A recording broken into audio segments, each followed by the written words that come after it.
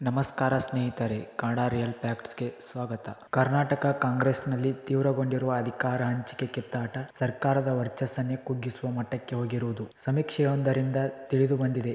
2024ರ ಆರಂಭದಲ್ಲಿ ಸಿದ್ದರಾಮಯ್ಯ ನೇತೃತ್ವದ ಸರ್ಕಾರ ಹೊಂದಿದ ಜನಪ್ರಿಯತೆ ಈಗ ಏಕಾಏಕಿ ಕುಸಿತ ಕಂಡಿದೆ. ಆಡಳಿತದ ಬಗ್ಗೆ ಸಮಾಧಾನ ವ್ಯಕ್ತಪಡಿಸಿರುವ ಸಂಖ್ಯೆ ದಿಢೀರ್ ಹೆಚ್ಚಳವಾಗಿರುವುದು ಸಿ ವೋಟರ್ ನಡೆಸಿರುವ ಸಮೀಕ್ಷೆಯಿಂದ ಬಹಿರಂಗವಾಗಿದೆ. 2024ರ ಜನವರಿಯಿಂದ ಸಿದ್ದರಾಮಯ್ಯ ಸರ್ಕಾರದ ಆಡಳಿತ ತೃಪ್ತಿಕರವಾಗಿದೆ ಎಂದವರ ಪ್ರಮಾಣ ಶೇಕಡಾ 30.3ರಷ್ಟಿತ್ತು. ಅದು ಈಗ 2025ರ ನವೆಂಬರ್ ಕೊನೆಯ ವಾರ ಶೇಕಡಾ 26.9ಕ್ಕೆ ಇಳಿಕೆಯಾಗಿದೆ. ಮತ್ತೊಂದೆಡೆ ಸಿದ್ದರಾಮಯ್ಯ ಸರ್ಕಾರದ ಬಗ್ಗೆ ಖಂಡಿತವಾಗಿಯೂ ತೃಪ್ತಿಕರವಾಗಿಲ್ಲ ಎಂದು ಅಸಮಾಧಾನ ವ್ಯಕ್ತಪಡಿಸಿದವರ ಪ್ರಮಾಣ ಹೆಚ್ಚಾಗಿದೆ.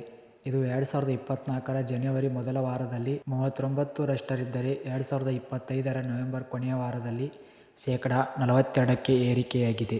ಬಿಜೆಪಿ ಅಥವಾ ಎನ್ಡಿಎ ಮುಖ್ಯಮಂತ್ರಿ ಪರ ಜನರ ಒಲವು. ಪುಸ್ತಕ ಸನ್ನಿವೇಶದಲ್ಲಿ ಕರ್ನಾಟಕದಲ್ಲಿ ಮುಖ್ಯಮಂತ್ರಿ ಯಾರಾಗಬೇಕು ಎಂಬ ಸಮೀಕ್ಷೆಗೆ ಹೆಚ್ಚಿನವರು ಬಿಜೆಪಿ ಅಥವಾ ಎನ್ಡಿಎ ಎಂದು ಉತ್ತರಿಸಿದ್ದಾರೆ.